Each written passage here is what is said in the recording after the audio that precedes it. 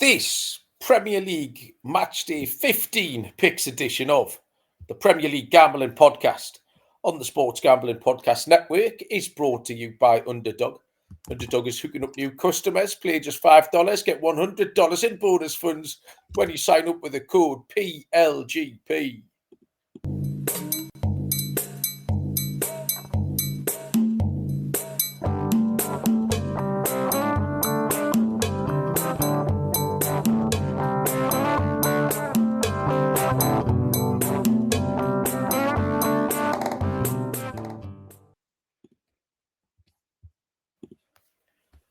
Welcome, everybody, to the Premier League Gambling Podcast on the Sports Gambling Podcast Network. My name is Malcolm Bamford, coming to you from Newcastle upon Tyne in the northeast of England. Today is, Friday, December the 5th.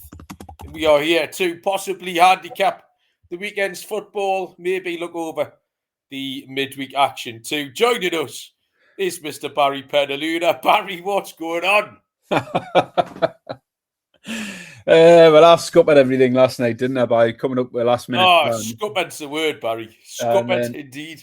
So I gave you the option of 11:30 last night, which you declined. So the next option was 9 o'clock this morning. And here we are, 20 past 9, just logging on because the streaming platform was down. So we were panicking. We were thinking we weren't going to get anything out. And that would have, spoiled things for the people. People, dozens of people are waiting for this, Malcolm. So half of 1 dozen people are waiting for this. Thankfully, a third of the half of 1 dozen people are already commenting about how rough I look. I'll tell you why, Barry. It's because you've totally arsed up my sleeping plan. My life pretty much entirely revolves around my sleeping/napping plan. So, because tonight I've got to go to work. I had it all planned out, so I would lie in today, put the cricket on the radio, lie until about 11 o'clock, get up, eat something, then probably nap 2 till 5, and then go out at 5:30. And you've completely goosed this. I'll be lucky to be alive for the next 24, 36 hours. So, yeah, I haven't bothered getting out my chair. I haven't pulled my desk out like the young professional. Normally, I'm sitting in my corner. I've got the ashes on. Bob came home from school yesterday, see-through. So he hasn't made it out of bed this morning. So he's in bed sick. So it's all just a bit of a shambles, Baz. Do you want to tell us why you fucked everyone about last night? What was so important? I went to a gig, obviously. Chloe wanted to go see the Stereophonics. And it had been on the radar for a while, but it was fucking 75 quid a ticket for the Stereophonics, and I wasn't going to pay that. So we played the long game. We waited till the last minute until people were trying to sell and were very desperate. And I made some derisory offers for their tickets. And at about 6 o'clock last night, someone accepted an offer of £25 a ticket. So off we went. Oh, well, that's all right. And as long as you managed to profit out of everyone else's misery, Barry, that's good. Well done. Yeah, I had a lovely night. And first of 3 gigs and 3 nights. So busy weekend. I'm on my Christmas party today. So I'm out for dinner at 12 o'clock. Straight out on the drink. And then I have to punctuate my Christmas night out with a gig. So the family are meeting me 7 o'clock. We'll go and watch The Claws in Nottingham. And then tomorrow we are down in Birmingham to see the Wombats. Okay, now. Well, I'm grafting tonight. Hazelwood Castle? I don't even know where that is. Tadcaster. Is that even a place? One of those places in Yorkshire that just sounds entirely made up, doesn't it? Hazelwood Castle, Paradise Lane, Tadcaster. No idea, Barry. But it's suitably really late in the evening, like midnight kind of thing. So, we'll try and keep this brief because Baz has got to work. Most people, in fact, probably have to work, and we've got to get this published on the clock. So we'll do the eye catches and stuff as we go. I tried to get a pick off Dave just now when you were talking, Barry. The bloke's a dick. I've tried to get a pick, and what he's given me is he couldn't choose between Arsenal, Spurs, Liverpool v Brighton, and Chelsea v Newcastle. 3 games that aren't even taking place this weekend. So normally I have to talk Data Dave round, and I can't be arsed today. So Data Dave is being left on the bench. World Cup draw this afternoon, Barry. Are you excited for that? Really excited. I didn't even know it was on. Fucking hell. Why is Rio Ferdinand presenting the World Cup draw? Do you remember who presented it last time? 4 years ago. No. Jermaine Jenners. Yeah? All right. The effeminate box-to-box rubbish midfielder from back in the day. It's like, to FIFA, I don't know what goes on at FIFA. If they phoned up the FA and said, send us your worst man, and they did it last time, Jermaine Jenners, who, by the way, has since been cancelled for sending pictures of his knob to everyone on the One Show. I mean, Rio Ferdinand's just an absolute personality vacuum, with this big fat Jamie Oliver tongue. Ballon d'Or. Like, why? I can't fucking hell. I'm baffled. I'm not saying I should have got it, but I'd have done a better job than that twat. And Robbie Williams is doing the singing again, which I remember he did last time, which put me right in the mood for World Cup 98. I remember, fucking hell, man. Absolutely ridiculous. I've got a tip for the first game, though. The first opening game of the World Cup, everyone, write this down. Mexico v Uzbekistan. Yeah, we can't wait for that one. So that's that. And I know you wanted to get on with this, Barry, but I've got the algorithm update. Right. Gone from Slutty Velma. You got us involved in fights in chicken shops for some reason. That was your fault. It's nothing to do with me. He's admitted it on the show.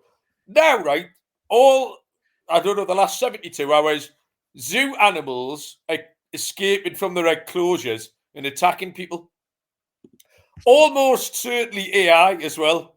AI zoo animals, like Komodo dragons and that, at the zoo, crashing through the glass and biting people's heads off. I've seen gorillas attacking people. I've seen tigers attacking people. And I don't know why this would happen. It's better than watching highlights of Florian Wirtz or clips of Liverpool's new striker in a Newcastle top, because he's going to be brilliant soon. So that's gone away, but it's zoo animals attacking people. So that's the new algorithm. Baz, any thoughts on that? Nothing to do with me. I haven't been fighting in a chicken shop. No, you haven't been fighting in the chicken shop. Any animals, so no. Right, who's in the chat? TTF, is that Bootle? I can't remember. Bootle. That is Bootle. Yeah. Everyone's remembered now comes into secret fucking MI5 names for some reason. Chelsea. Harry's here. Lee Smith is around. Paradise Lane does sound something dodgy. Maybe. That might perk me up later. James Mafia here. Crystal de Plata, if that's an actual name. Is that an MI5 name as well? I don't know what's going on there. Who else is here? Callum was here earlier on as well. We reckon he's probably working. Anyone with half an ounce of sense will be working this morning. Well, you mentioned a couple of them. I'll just give you a shout because I might forget. So it's not really one for the podcast, Malcolm, but the last man standing starts again tomorrow. So if you can round your lot up. Okay. Mr. Smith and Mr. Schultz normally play as well. So if they are listening. Did those fuckers split it then? They did, aye. What a pair of wankers. What else By the way, is your competition? You run this, don't you? Yeah. What sort of shit show is that? Where you're like, it's not called Last Two Men Standing, is it? Is that what it's called? It was a rule that was introduced at the start, and I don't like it anymore, but it is what it is. But, to be fair, that, Barry. Fucking 14 weeks. Can you imagine what you'd have got if you'd rolled that £5 over for 14 consecutive winners? They'd probably be sitting on about 100 grand by now. They got £300 each. a 14 timer. What we said. Last week of our merch holiday sale, insert merch item here at 25% off. That and everything else is 25% until the end of the week. Promo code holiday. Did a pretty good job of reading that out, Baz. Yeah. Picks all the way back, Barry, thankfully. Had some winners, 6 and 4. That's better, isn't it? So if you add on my winner from Sunday, that's 7 and 4 in my last 11. That's easily done. Nothing too fancy, but needed it. 12 units back. Plus goal scorer. Aston Villa is an underdog. We talked Villa in, into an insane win because my pick was Brighton team total and then picked Villa as an underdog. So I said Villa might have to win 3-2. Well, they went and won 4-3. And Igor Jesus hit the first goal, score 11-2. So I was delighted with my response, Barry, to a little setback last week. How did you get on? I had one of my strongest weeks of the season, Malcolm. I won 7 picks out of 10. Woo. One of the losers was the Newcastle one, which was Newcastle win and over 2.5. So that was a kick in the bollocks. So a whisker away from 8 out of 10. But I hit my lock, I hit my dog, I hit my scorer. And it was a West Ham goal away from hitting me stake in Stilton. Said Aston Villa with a great price as an underdog. I had Aston Villa doubled up with West Ham at 20-1 for me stake in Stilton. I didn't see the game, but looking at it, looks like West Ham were the better side. They seem to have more possession, more shots. Yep, you're right. Certainly higher on the XG. So maybe a little bit unlucky there, not to get a stake in Stilton in. But yeah, good week. Seven winning picks and some good plus money prices there as well. So yeah, we both done good out of that Villa game. You took Brighton team total. I took Villa team total. And 4-3. Wasn't it? Is that right? You took Brighton? Yeah. Brighton team total was my pick. We got a 4-3 in, so yeah, nailed that. Okay, very good. Connor's joined us. Connor's touting his ego, Thiago, 80-1 each way Prem top scorer.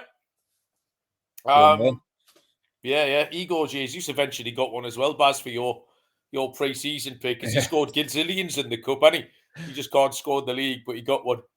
He got one the other night for Wolves. Right. Are you ready just to crack on, Baz? Let's crack on. I'll remind everyone to not forget to put your predictions in. Predict Addict. I'll do that now. Thank you. Co.uk. Barry will do that now. Kick off this week. There's been a little delay. Barry's goalkeeper's gone down with a thigh injury. I don't think he's injured. I think Barry's just trying to halt my momentum, just disrupt my timeout, little team talk on the sideline. Yeah. All the players have gathered around Barry's technical area. The goalkeeper's getting the magic spray on his thigh just to break up my momentum as I've been mauling him in the early stages of the second half. Okay, we'll make some picks. We got a new sponsor here, Baz. I should have proofread this. We've just partnered up with Kalshi, a real money prediction market, legal in all 50 states. In all 50 states, you can trade tons of markets in sports, including NFL, college football, college basketball, NBA, NHL, and more. You can trade props like first touchdowns. And besides sports, you've got tons of other markets, including politics, entertainment, even the weather. At Kalshi, you can trade anything. New Kalshi customers get $20 when they use the promo code SGPN. That's Kalshi, Kalshi, promo code SGPN. And Underdog is your home for pick-em entries. You can win up to 5,000 times your money. Brand new offer for new customers. Play $5, get $100 in bonus funds. Use the code PLGP. Okay, kick off with a big game here on Saturday lunchtime.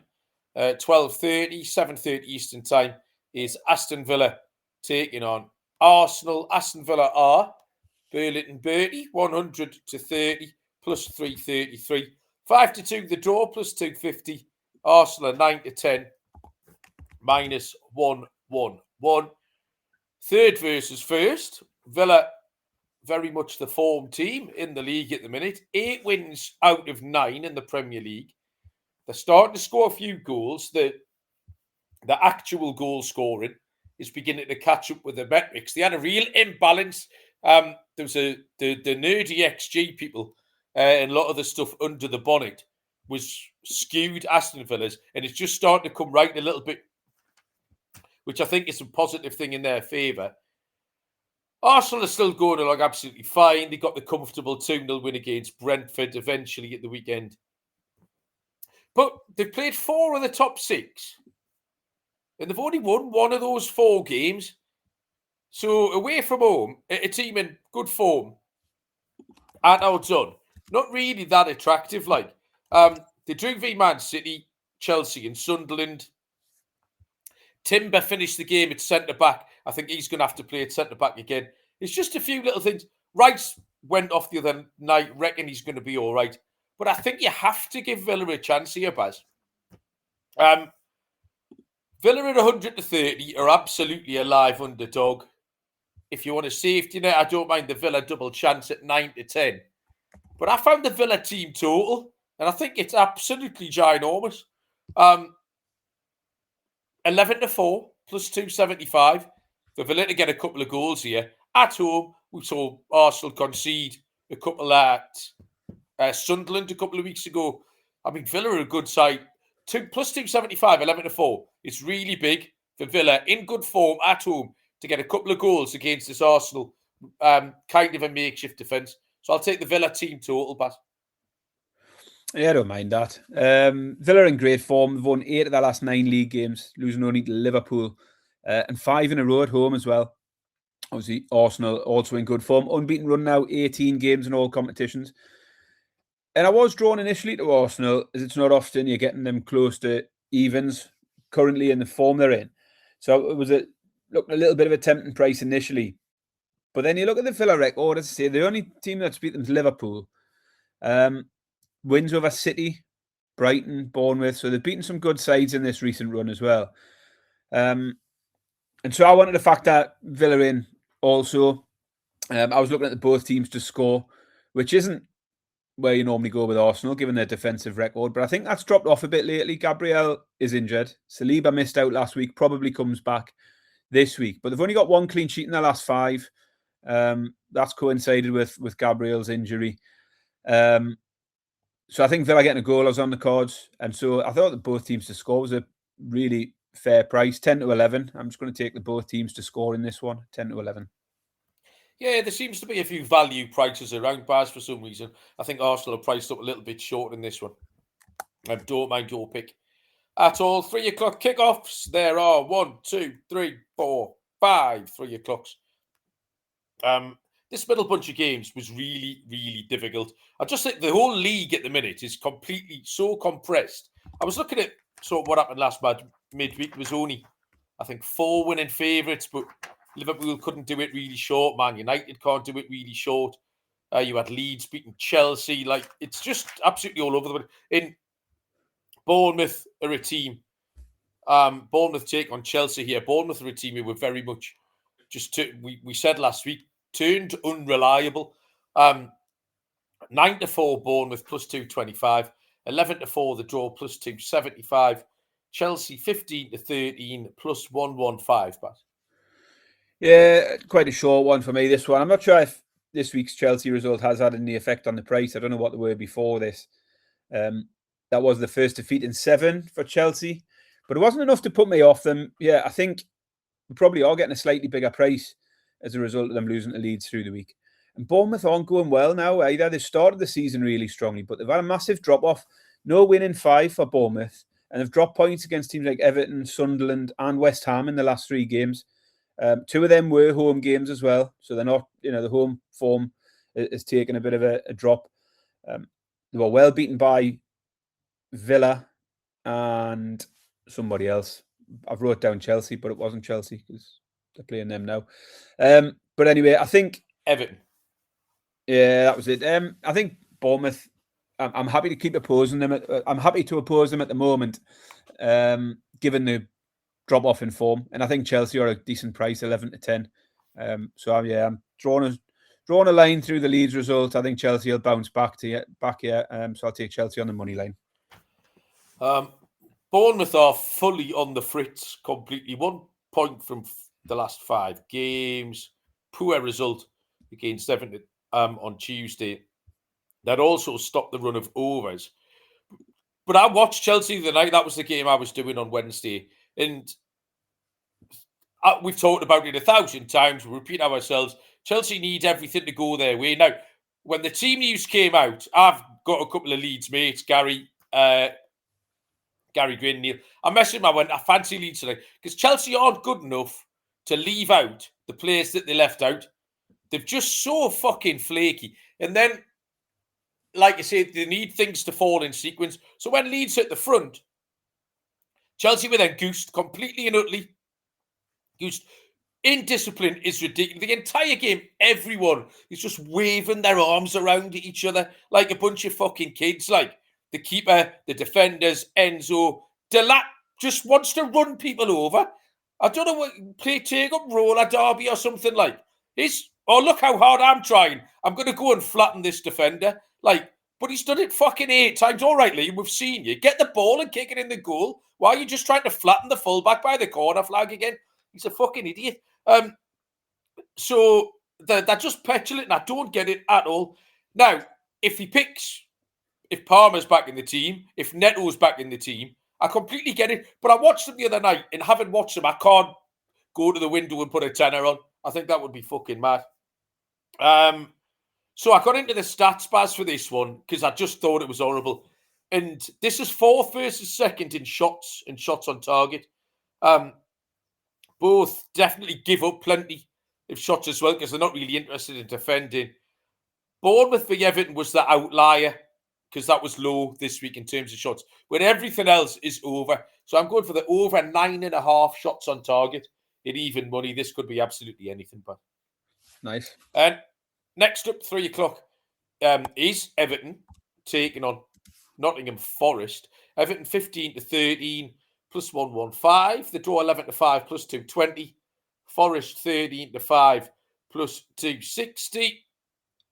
This is another Sean Dyche derby, and it Dyche returns to Everton instinctively. My thoughts on both teams was just under. Having watched what we watched in the week, Everton go away and win 1-0. Forest go away and win 1-0. And they were both very on-brand performances. Everton, weird, unreliable, because they go to Man United and win 1-0 with 10 men. Then they get smashed off Newcastle at home, who can't beat anyone away. And then they go back to brand at Bournemouth and win 1-0. And Forest's win was very much their template. Everton's 4 of the last 5 have gone under. Forest have had 2 in a row under. But it is really short. It's 7-10, minus 142 for the under. But this just screams draw, doesn't it? This is the 1-1 draw of the week. There's never been a more obvious 1-1 draw. Both teams will take it now. If you phoned them up now and said, right, we'll just not bother, have the day off, lads. Both teams want the point. They just shake hands and go home now. Draws 11-5 plus 220. The 1-1 draw of the week, 11-2 plus 550, Bass.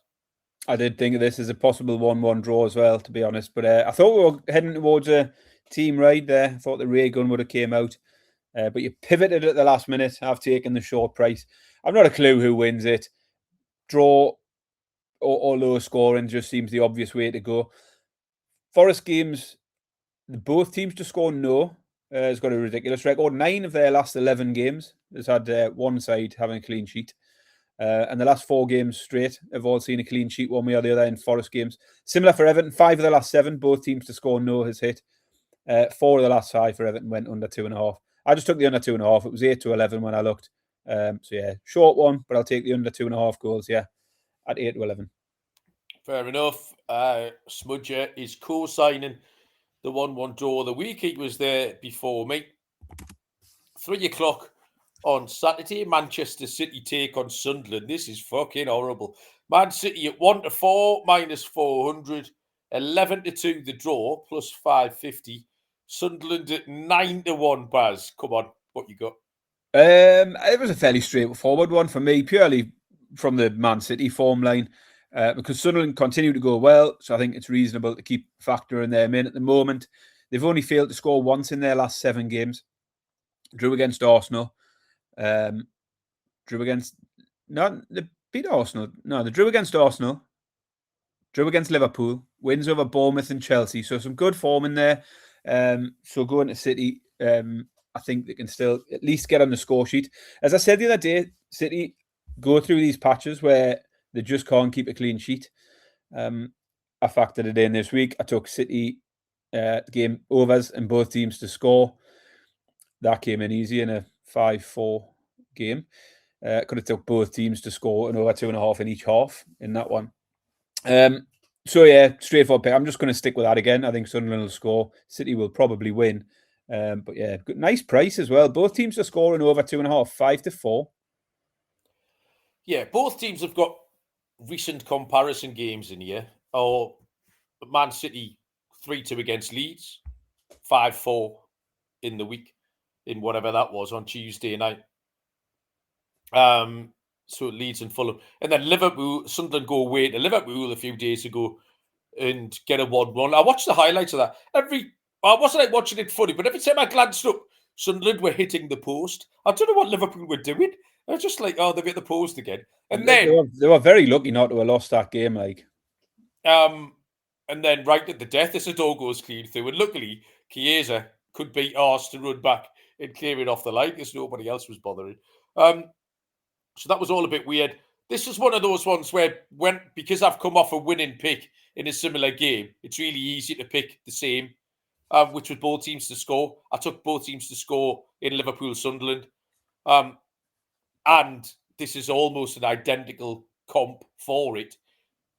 And we've just seen City coming off 3-2, 5-4. So why wouldn't it happen again? And the prices are really appealing. You had it in the over 2.5. At 1-1, just stuck at the back of my mind. So I've just stuck with the both teams to score, Baz.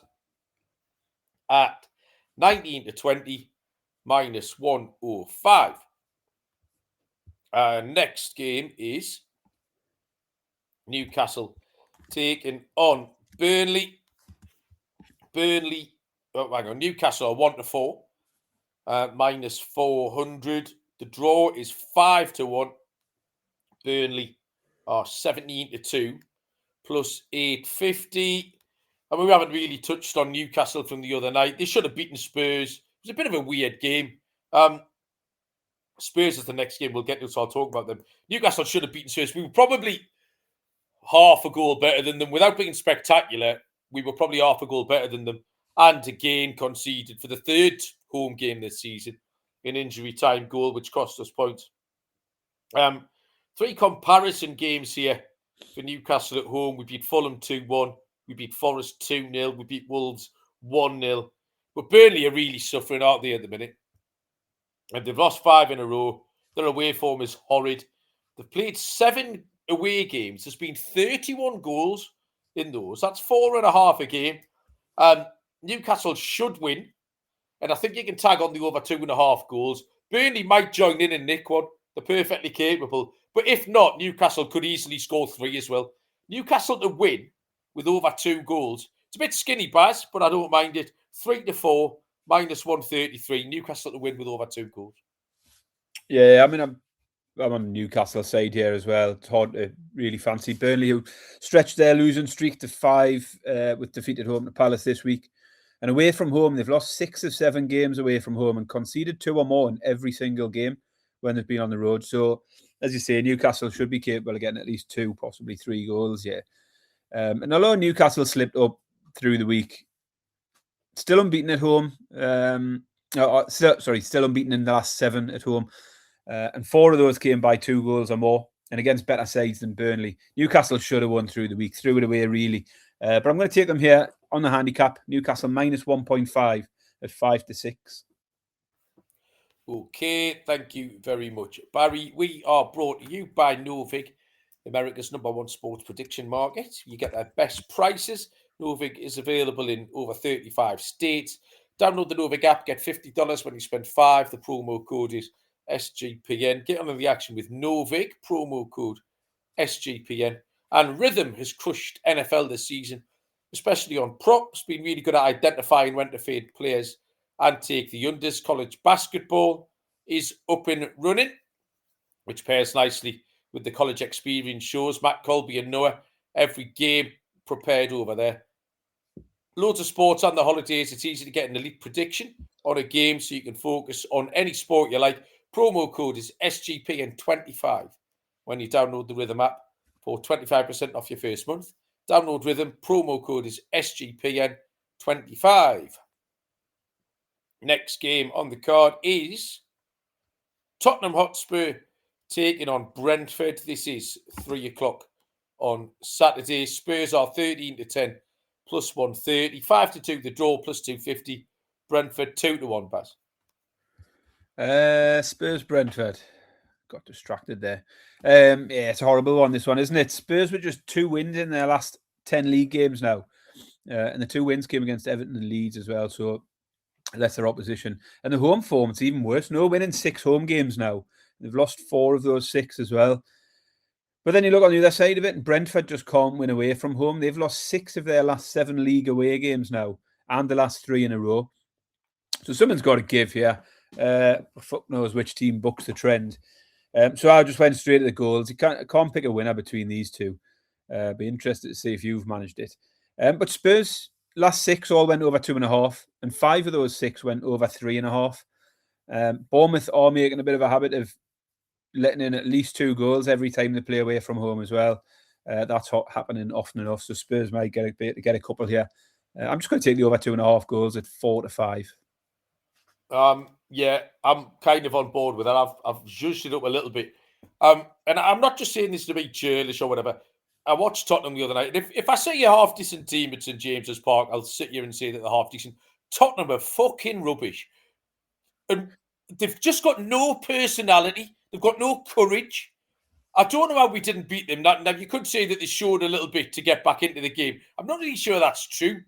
They got back into the game almost by accident. Like, the decision, everything about them, it was horrible. Absolutely awful. I thought they were dog shit. No way walking out of that stadium would you put money on Tottenham. So you're right about that. The problem here is Brentford are way too short at 2-1 with that away form, because they've won 1 and lost 6. They've lost 4 of those 6 by 2 goals. So it was trying to find a bet, which was a bit of a cop-out. 4 in a row for Tottenham. Both teams to score over 2.5. Tottenham have got no control over what's going on in a football match in which they play. 4 of Brentford's 7 away games fit into that too. So that's where I stuck. It was 3 in a row before the Arsenal game for Brentford. Both teams to score over 2.5 goals. 21-20 plus 105. Postman's at the door, Baz. Oh, he's ringing the bell. I can't come to the door, mate. He's ringing the bell. That's not fucking happening, Baz. He's just going to have to leave it. So, where we go next? He's giving me the stick. Stick it in the door. I stick it next door. It's 4 next door. Oh, it's 4 next door. Yeah, stick it in there. He stuck it in the porch. Here we go. Live postal deliveries, Baz. It's for Liam next door. Liam next door is a dancer, Barry, of all things. Are we human or are we dancer? He is a dancer. So he gets loads of sparkly stuff, sequin stuff delivered. I might try it on, give you a show. Where are we going? Right, he's away anyway. Well done, Mr. Royal Mail. 5:30, tea time on Saturday. Leeds take on Liverpool. Fuck me, this is another one. Why is every game... the Premier League's much better when people can beat everyone. But it's not as easy as it used to be to pick winners. Leeds are 29-10 plus 290. 3-1 the draw. Liverpool 5-6 minus 120. Leeds were very good the other night. Lots went their way, which is fine. But they scored at good times. Chelsea being flaky helped them immeasurably. But at home, Leeds have been serviceable. 7 home games, won 3, drawn 2, lost 2. Take that. Liverpool are far too short again. Another poor result. I mean, they're not winning the other night. It's north of minus 227, weren't they? So they're over 2-1 on. I was going to take a punt on a bet that's hit in 5 of Liverpool's last 7 away games, and that's Leeds to score 2 goals. 7-4 plus 175. Leeds were lively the other night. They were in a good spot. They're almost playing with house money on Saturday, having turned Chelsea over. They've got those 3 points in the bag, so they can just have a go. And this Liverpool team are just fully prepared to let you do anything you want with them if you give them a chance. So yeah, Leeds team total, Baz. I like that. Probably better than I like mine. I struggled with this one. I mean, Liverpool are still in full fade mode currently. I mean, ordinarily, away from home to a promoted side, you'd have been jumping on Liverpool at this sort of price. And I think,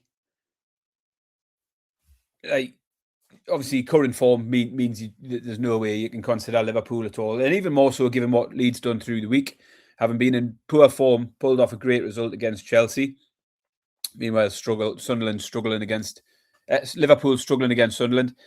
And as I say, they really should have lost that one, but fortunate to come away with a point, I think. But it's clear that Liverpool problems are going to stick around for a while. So yeah, can't have Liverpool. But do I trust Leeds enough to take them to win here? Not really. As good as the Chelsea win was, it's just 1 win in 5 for them. So like I did last week, I really struggled with this game. I jumped into the stats market and I went right back to what won for me through the week. It was Liverpool corners. I took the over 6.5, finished on bang on 7. This week you only need 5.5. And they've covered this in 4 of the last 5 games. So again, complete cop-out in a Liverpool game. Because what else do you do with Liverpool at the moment? Liverpool over 5.5 corners, even money. Okay, we will move on to Sunday, 2 o'clock kickoff is Brighton and West Ham United. Brighton are 1-2, minus 200. The draw is Burlington Bertie, 100-30, plus 333. West Ham, 19-4, plus 475, Baz. Brighton West Ham, yeah, a bit of a bonkers game for Brighton in the week. 2-0 up at home, only to slip the 4-2 down, and then eventually got back to 4-3, made an exciting finish, but falling short in the end. That defeat broke a 4-game unbeaten run for Brighton.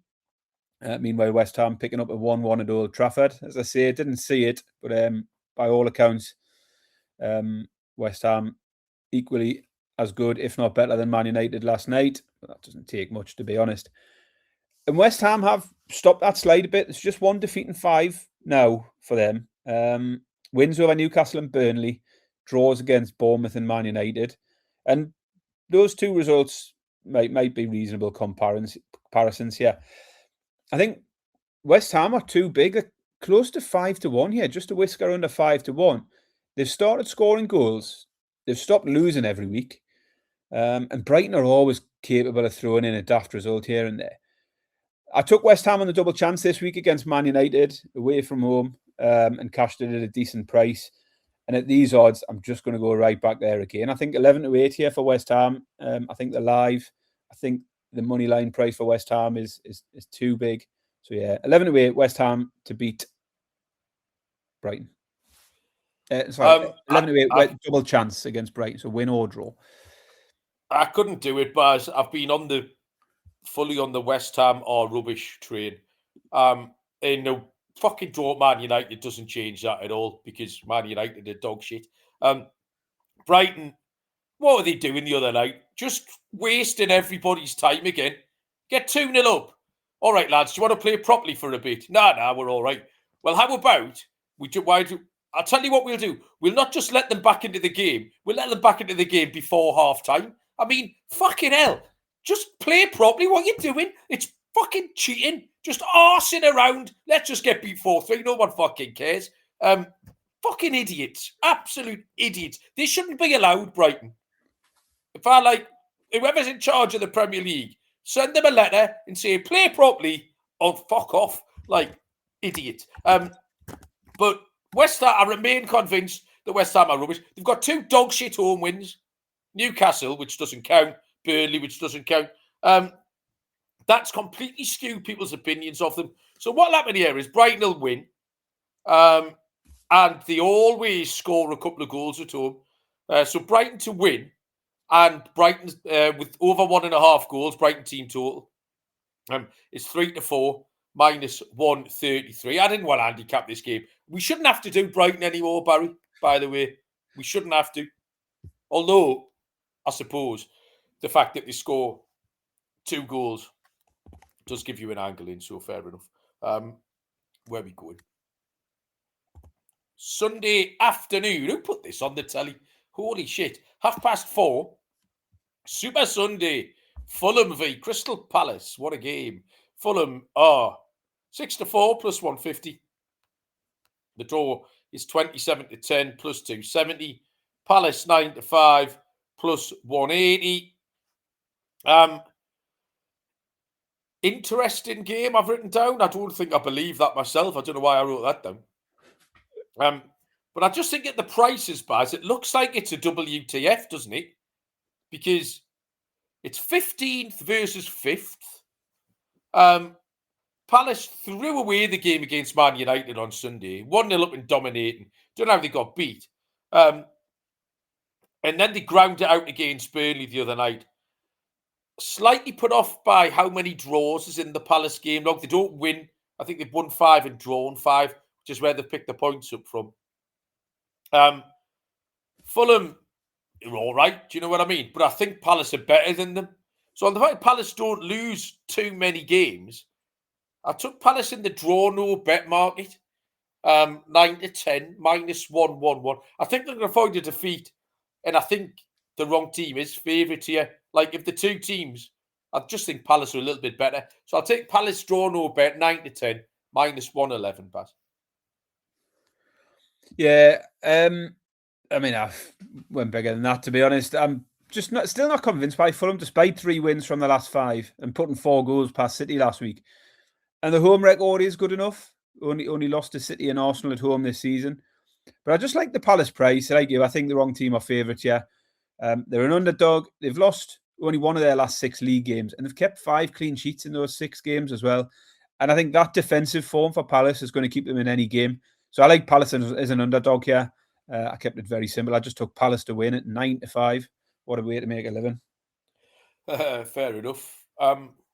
No sightings, Barry, of the ray gun yet this evening or this morning. No wickets in the cricket either. I was hoping to cheer on a little live wicket. England can't fucking bowl for toffee, or bat for that matter. Monday night, 8 o'clock, 3 p.m. Eastern time. It's Wolverhampton Wanderers against Manchester United. Wolves are 16-5 plus 320. The draw is 3-1. Man United are 3-4, -133. Barry, finish us off with a winner. Wouldn't it be piss funny if Man United were the team to serve Wolves up with their first win of the season? Yeah. I mean, you wouldn't put it past them either as well. But unfortunately, you just can't back Wolves at the moment, home or away against anyone in any division. You couldn't back Wolves, and anyone coming up against Wolves at the moment at a backable price, I think you've just got to roll with it. Wolves have lost 8 in a row, failed to score in their last 5 straight games as well. It's a horrible pick. Anytime you have to pick Man United, it's a horrible pick. But I'm going to take Man United money line 4-5. That is absolutely appalling. Minging. I don't mind you picking them at 6-1 one day at wherever that you want. You cannot pick them at this price, you fucking lunatic. It's not anything to do with Man United, though. How many games have Wolves lost now? Like, if they're losing 80% of their games and you're going to give me close to evens, then I'll just take them. Even then, that's not the point. Lose your money on something else rather than winning it on them. That's a valid point. Which is what I'm going to do. You can't back Man United at this price. Absolutely rubbish. Even against Wolves. I mean, remember Grimsby? Anyone? I mean, fucking Wolves are better than them. Well, maybe they're not. Are they though? I'm not sure. Wolves sitting on 2 points. The manager's started being weird already. I don't think he was particularly helpful the other night. However, I was perfectly happy to take the funniest outcome. That's where my tenner's going. And the funniest outcome is Wolves winning at 16-5 plus 320. That's what we're here for, Barry. We're here to pick the funny outcome. Listen, I obviously hope you're a winner and I'm a loser in this game. Correct. Bootle's gone for the 0-0 draw in that one. Mate, that's absolutely live as well. I thought last night was going to finish 0-0, actually. I think if Man U hadn't got that goal, which came from a deflected shot landing at the feet of a fullback, it's not like they worked a good goal. That would have finished 0-0. So, yeah, that's live.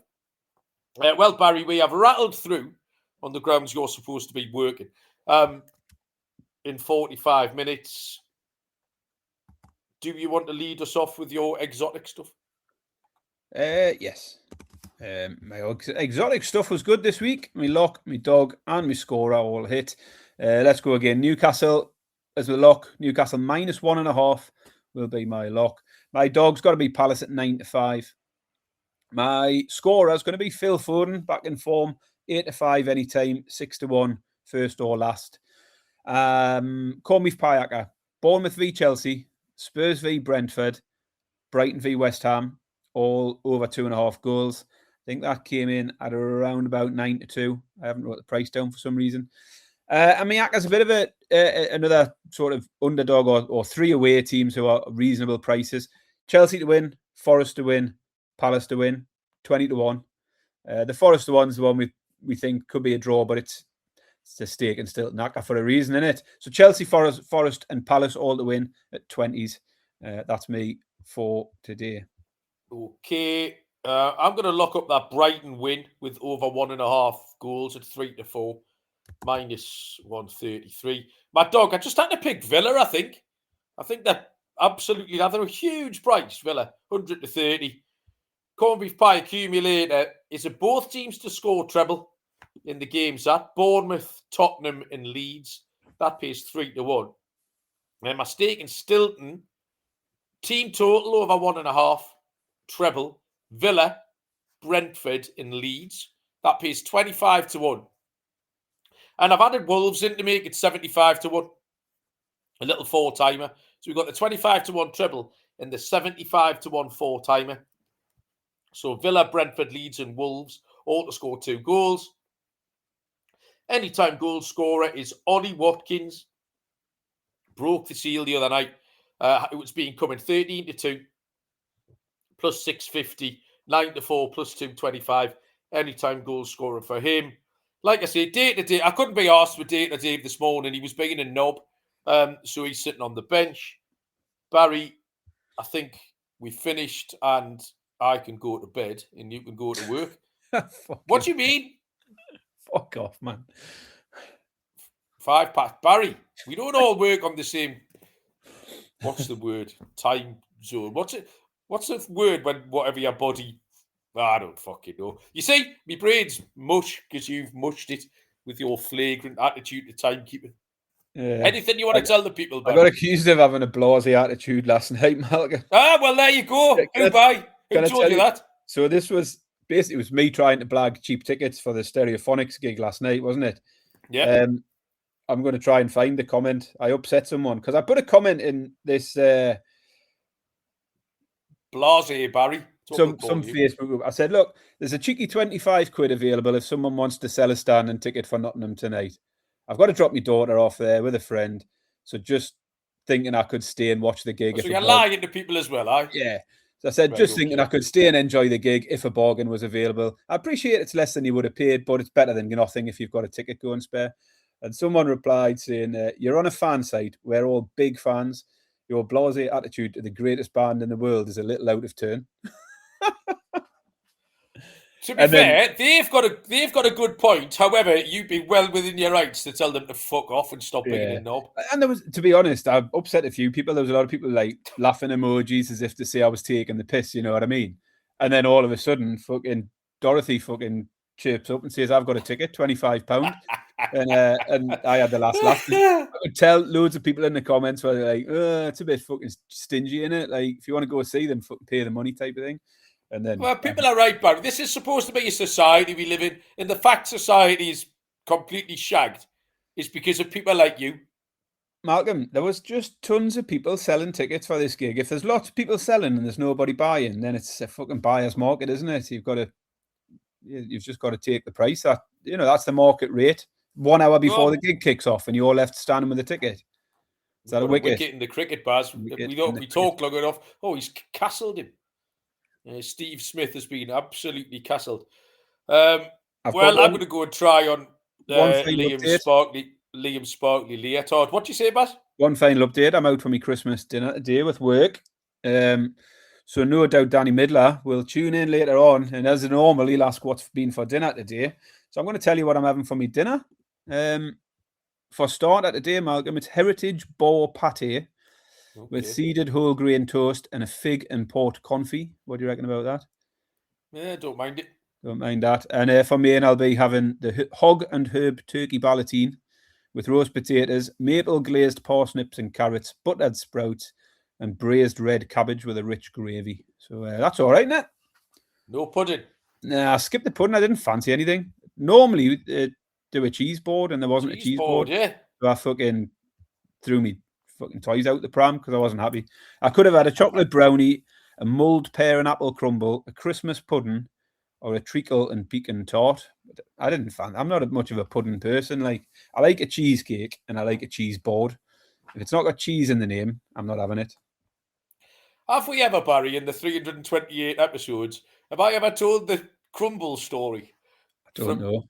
It's fucking brilliant. Don't recall. It's one of my favourite stories. It's up there. I've got a lot of shit stories, which I tell all the time. From when I was at Wembley watching the Philadelphia Eagles. I'll trail the story. I'll trail the story nearly as long as we'll trail the Lego. What was it? Lego washed up Lego pirate pieces story, which we never told anyway. But I've got an excellent crumble story. We'll do it next international break, Barry. Remind us of the crumble story. Harvey Barnes is the answer, Harry, to that question. And right, okay, let's go. Oh, he's nearly out again, is he?